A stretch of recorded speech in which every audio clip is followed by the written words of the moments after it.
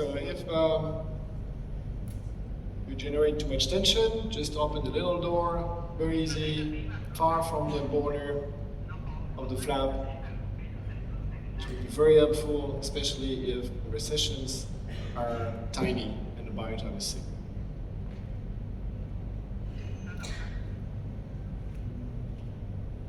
So it's a little bit boring because it's always the same and it's always predictable. That's a good thing. Boring things in your daily life are predictable things.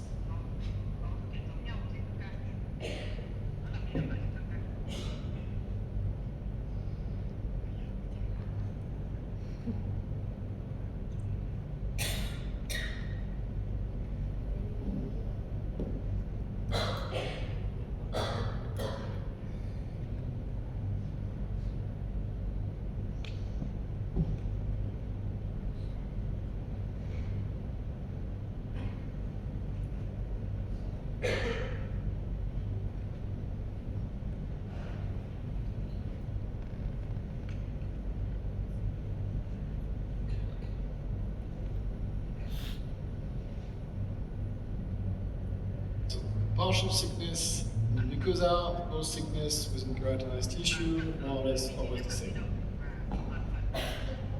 But we're in maxilla. It's going to be more complicated in the anterior mandible, and this will be for after the break.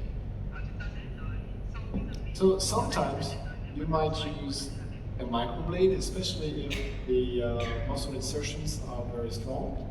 But this should be done at the end, where there is no risk anymore of tearing the tissue or piercing the tissue.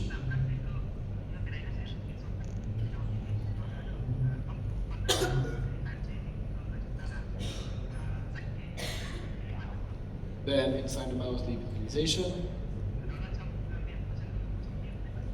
This was quite a long time ago, so at the time I was using a round burr, which is actually not a good idea. It works, but how can you make something really flat with an instrument that is round? I mean, it's not logical. That's why it's better to use the elephant tube burr.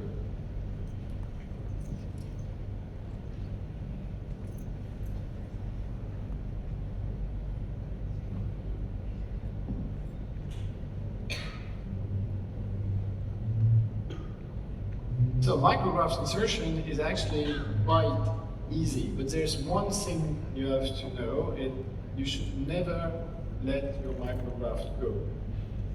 Look at the sequence of suture. If you just let the micrograft go, if you drop it, you will take so much time. It's not efficient, so you have to keep it.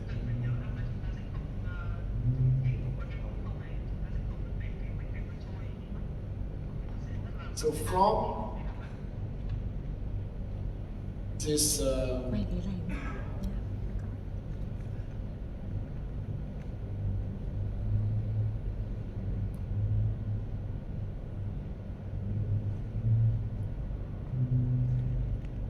the tension that you have to put must be such that you overshoot the CEJ. You have to go beyond the CEJ.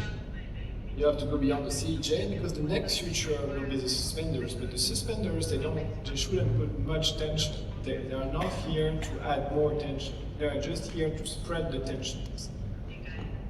So the tension should be, the displacement of the tissue should be enough at this stage.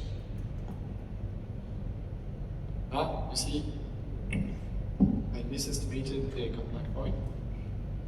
So that's the good thing with heavy flow composite. It's just, you don't need bonding. It will stay like a saddle on the back of a horse. It just stays due to the undercuts.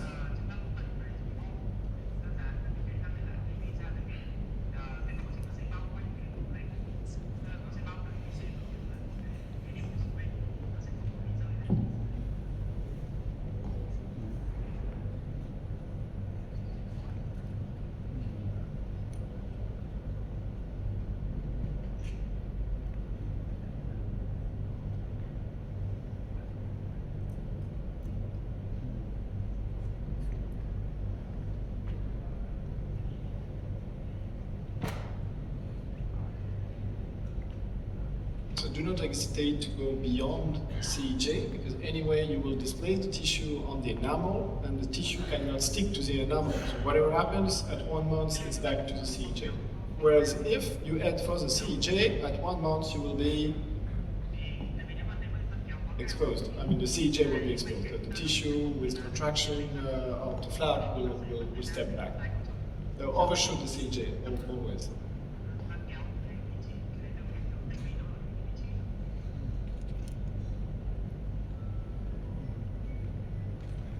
So can you see a mistake?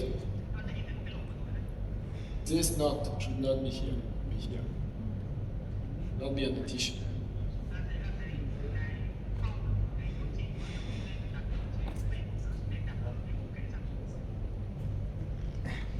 So don't let the micrograft go. Once you have prick on one side, just return the graft, prick on the other side, and then you can let it go.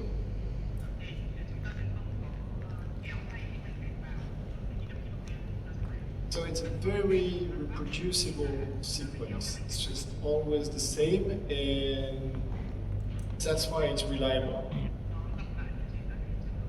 Analyze the situation, biotype, keratinized tissue amount, deepness, blah, blah, blah. Select your surgery based on a tunneling approach. And in the maxilla, it's always easy.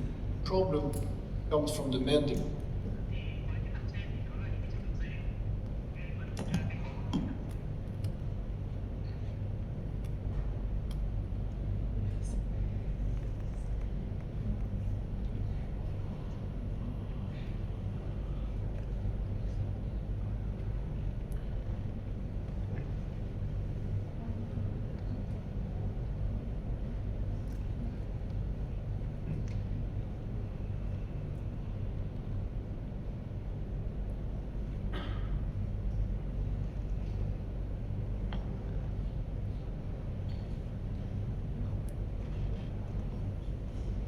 So the suspenders, they are here to spread the tension.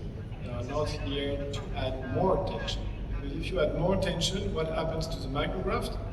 It becomes loose within the tunnel, because you have put more tension on the side than in the center. That's a big mistake, because then the revascularization